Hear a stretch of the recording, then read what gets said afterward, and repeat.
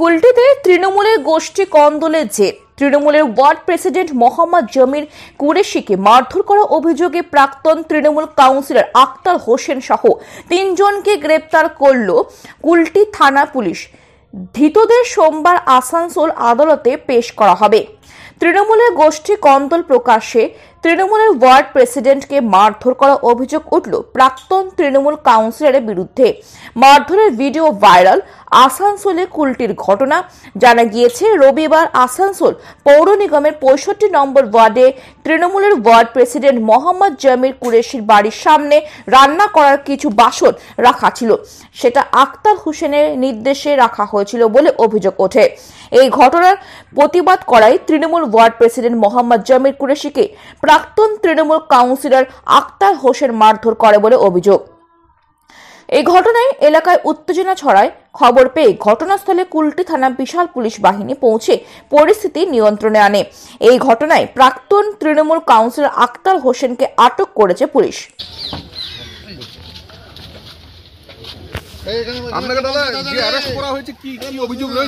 অভিযোগ আছে উজ্জ্বল বাবুর বিরুদ্ধে। আপনি কাজ করবেন এইরকমই হবে। কি কাজ করেছেন আপনি? উজ্জ্বল বাবুর বিরুদ্ধে যদি কিছু বলবেন তাহলে আপনাকে জেলে যেতে হবে। কি অভিযোগ রয়েছে? অভিযোগ আছে উজ্জ্বল বাবু পার্টি বিরোধী কাজ করছে, সেই জন্য আমি কথা তুলেছি। সেই জন্য আজকে উজ্জ্বল চ্যাটার্জি আমাকে জেলে ঢোকাবার চেষ্টা করেছে। আর কিছু কি বলবেন? এটা বলবো উজ্জ্বল চ্যাটার্জিকে পার্টি থেকে বার করতে হবে, না হলে পার্টি চৌপট হয়ে যাবে। কুলটিতে पार्टी चौपट हो जाए।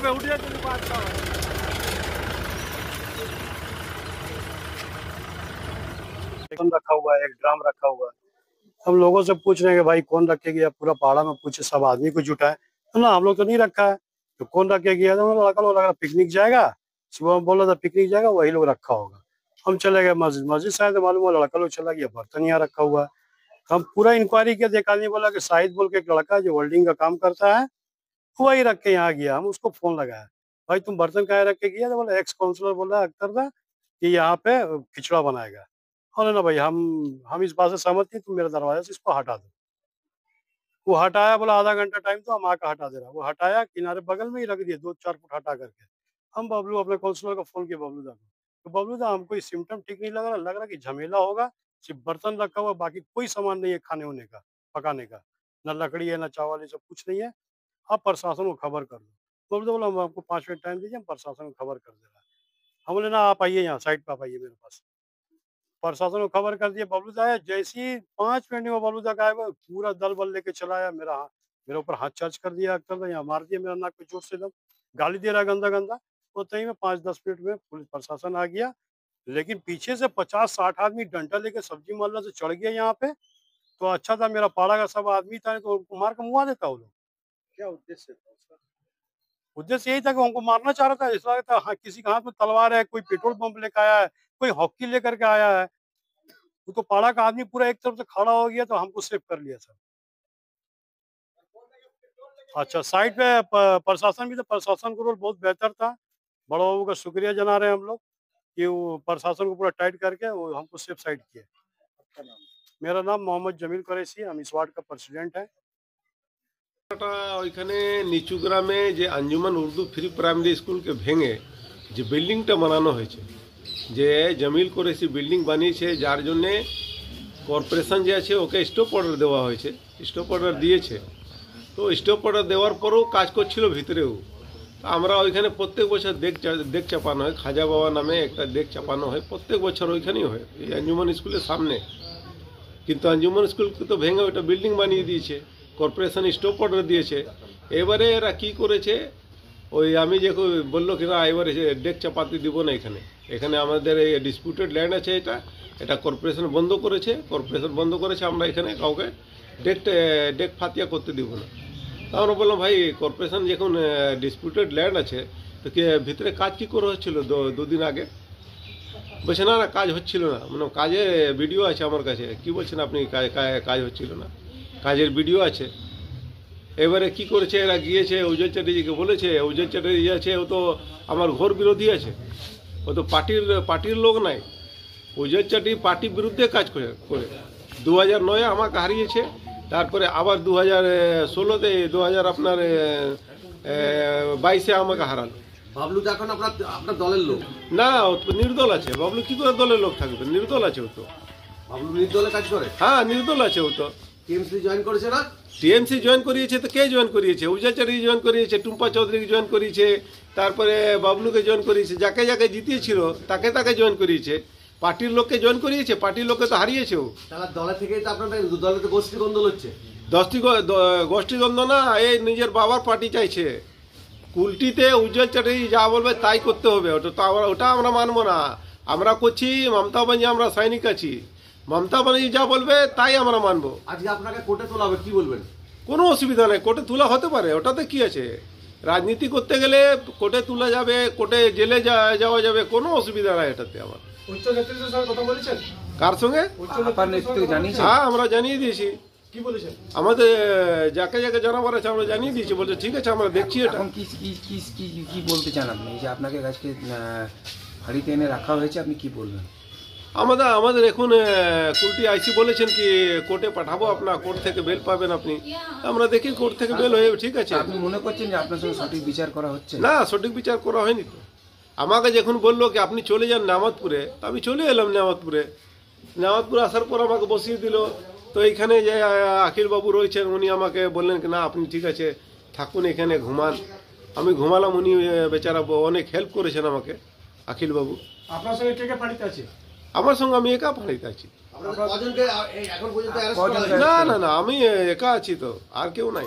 হয়েছিল মানে দেখবেন তো কিছু হয়নি, ক্রিয়েট করা হয়েছিল, বুঝলেন তো। মানে আজকে লাস্ট 2-3 মাস ধরে যদি আপনি দেখতে পারবেন প্রিভিয়াস রেকর্ডটা, তো পরের পর কোনো না কোনো ঘটনাকে ক্রিয়েট করা হচ্ছে। আর করার পর যাচ্ছে কি থানা পুলিশ হেনা তেনা এইসব করা হচ্ছে, বুঝলেন তো।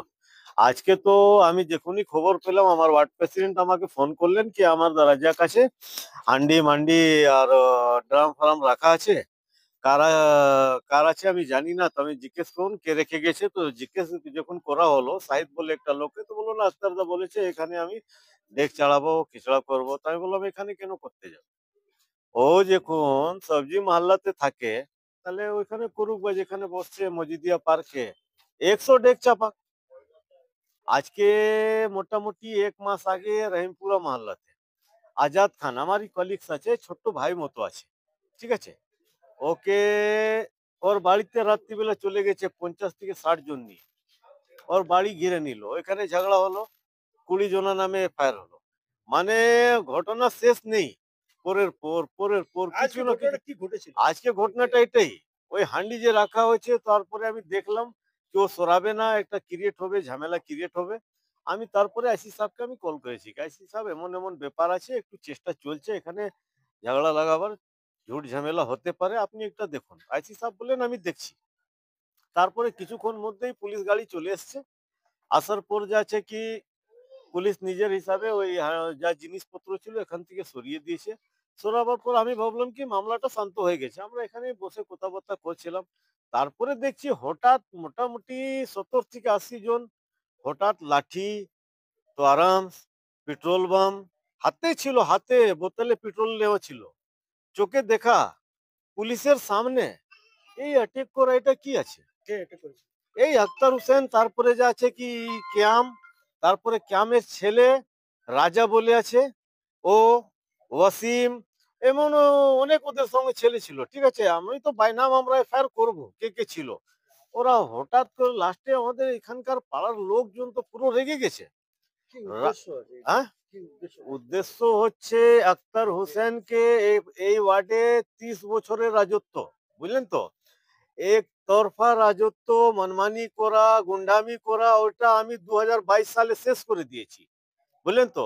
সেটা ও ডাইজেস্ট করতে পারছে না। একটা সে কোন পার্টি? আক্তার হোসেন টিএমসি তে ছিল, কিন্তু আমি ওকে ইন্ডিপেন্ডেন্স থেকে হারিয়ে দিলাম। হারার পর পার্টি আমাকে অ্যাকসেপ্ট করলো, আমি টিএমসি জয়েন করেছি। জয়েন করার পর আমি টিএমসি কুলটি ব্লক মাইনরিটি সেলে ব্লক প্রেসিডেন্ট হয়েছি। নিশ্চয়ই আমার পারফরমেন্স কিছু আছে, তবে তো পার্টি আমাকে নিয়েছে। আজকে পার্টি আজকে এই থানাতে বসে বলছে কি দিদি সরকারকে উখড়ে ফেলে দেবো, ক্ষমতা আছে দিদি আমাদের মনে বসে আছে, বুঝলেন তো। एक अख्तर हुसैन ना 1 लाख अख्तर हुसैन दीदी सरकार के उखड़े फैलाর ক্ষমতা নেই।